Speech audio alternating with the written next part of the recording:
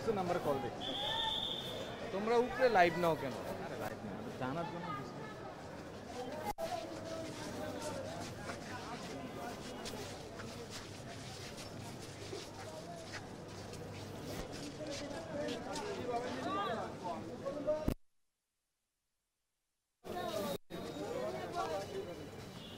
Hello,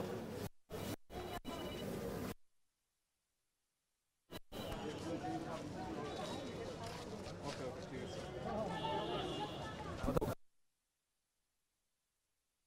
এটা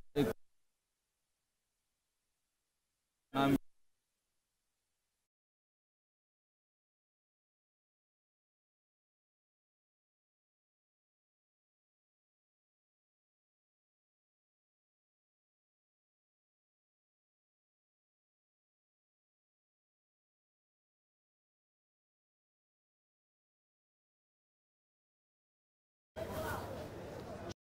আমরা এই মুহূর্তে রয়েছি সিএমএম আদালতে। আজকে বেশ কয়েকজন রাজনীতিবিদ যারা ছিলেন, সালমান এফ রহমান সহ শাহজাহান খান, আওয়ামী লীগের সাবেক এমপি, সাবেক মন্ত্রী, তাদেরকে আসলে আদালতে তোলা হয়েছিল। এবং সবশেষ খবর যদি জানাতে চাই তাহলে বলতে হয় যে রাজধানীর তেজগাঁও থানার হত্যা মামলায় সাবেক বিনিয়োগ উপদেষ্টা সালমান এফ রহমান, সাবেক আইনমন্ত্রী আনিসুল হক এবং সাবেক এমপি সাদেক খান ও শাহজাহান খানকে গ্রেপ্তার দেখিয়েছেন মহামান্য আদালত এবং তাদের জামিন নামঞ্জুর করে কারাগারে পাঠানোর নির্দেশ দেয়া হয়েছে। এর আগে সকাল 9টার কিছু আগে তাদেরকে সিএমএম আদালতে নিয়ে আসা হয় এবং আদালতে তোলার পর, এজলাসে তোলার পর কিন্তু দুই পক্ষের শুনানি হয়।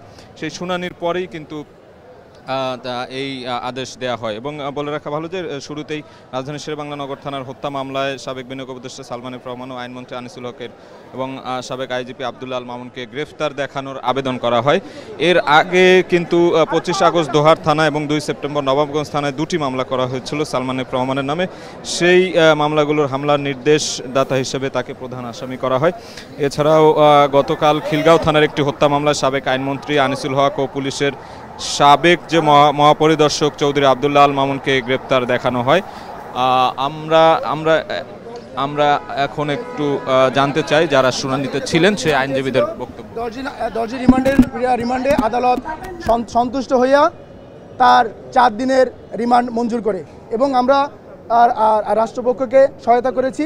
শুনানিকালে আমরা বলেছি যে এই শাহবাগ থানার যে চাঙ্কারপুলে যে পুলিশের ডাইরেক্ট গুলিতে যে আমাদের ভাইয়েরা শহীদ হয়েছিল, তা সেই হত্যাকাণ্ডের বিরুদ্ধে আমরা আদালতে আমাদের সাবমিশন রেখেছিলাম এবং আমরা আদালতকে একটি কথা বলেছি যে এই সাবেক আইজিপি চৌধুরী আব্দুল্লাহ মামুন এর নেতৃত্বে, এর প্রত্যক্ষ মদদে, এর নির্দেশে এই পুলিশের সাধারণ সদস্য যারা আছে, দায়িত্বপ্রাপ্ত কর্মরত যে সদস্য ছিল ওই শাহবাগে আপনারা দেখেছেন যে ডাইরেক্ট চাইনিজ রাইফেল দিয়ে এই ছাত্র জনতার বুকে গুলি চালায় এবং তার মদতেই এই হত্যাকাণ্ডটা হয়েছে।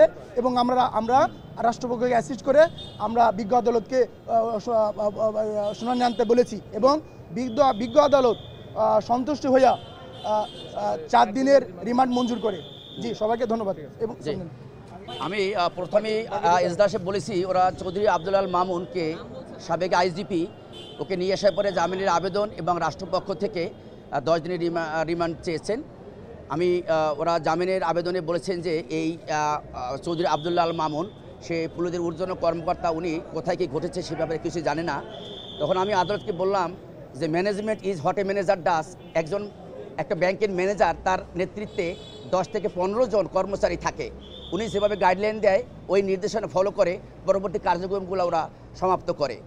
ইনিশিয়ালি পুলিশের আইজিপি উনি এসিমে বসে 64টা ডিস্ট্রিক্টে কে কোন ডিউটি করবে, কারে গুলি করবে, কারে হত্যা করবে, কারে গুম করবে, এভাবে অর্ডার দিয়েছেন যে তোমরা যে যেখানে আসো 15 থেকে 20টি লাশ ফেলে দিবে, যেন এই স্বৈরাচার সরকারকে হটানোর জন্য রাজপথে যারা নেমেছিল, গুলি খেয়েছে, মৃত্যুবরণ করেছে, যারা আপনারা বিগত দিনে মিডিয়ায় দেখেছেন। আমরা বারবার বলার পরেও অত্যন্ত অনুরোধ করা সত্ত্বেও বিজ্ঞ আদালত 10 দিন রিমান্ড মঞ্জুর না করে 4 দিনের রিমান্ড মঞ্জুর করেছেন এবং অন্যান্য চিকিৎসার বিষয়টাও সে সতর্কতার সাথে ব্যবহার করতে বলছেন। আমরা আরও বলেছি যে এই সমস্ত আসামি বিপি নুরুর সে কিন্তু হেঁটে উঠতে পারে নাই, কাঁধে ভর দিয়ে উঠতেছে। এই সমস্ত আসামি রিমান্ড ব্যাক করার পরে কীভাবে আসে, এরা হয়তোবা কেউ জামাইয়ের আদরে এরা এই সেই কারাগারে ছিল, এরা কোনো রিমান্ডে না, এদের কোনো জামাই আদরে এসে বসাই রেখেছে। আমি বলেছি যেহেতু বাকি দুই মামলা হত্যা মামলা শুনে দেখাইছে তেজগাঁও থানা, তেজগাঁও থানার হত্যা মামলায় একটা তাদেরকে শুনানি দেখানো হয়েছে। আপনি বলবেন রাজধানী তেজগাঁও এবং রাজধানী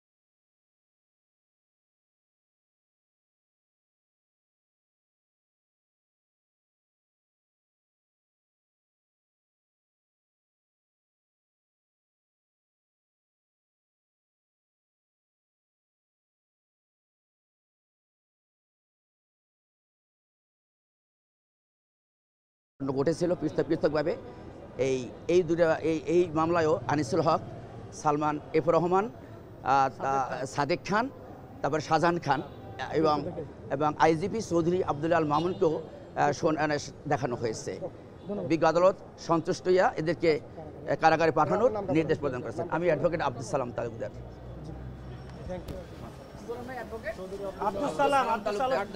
তালুকদার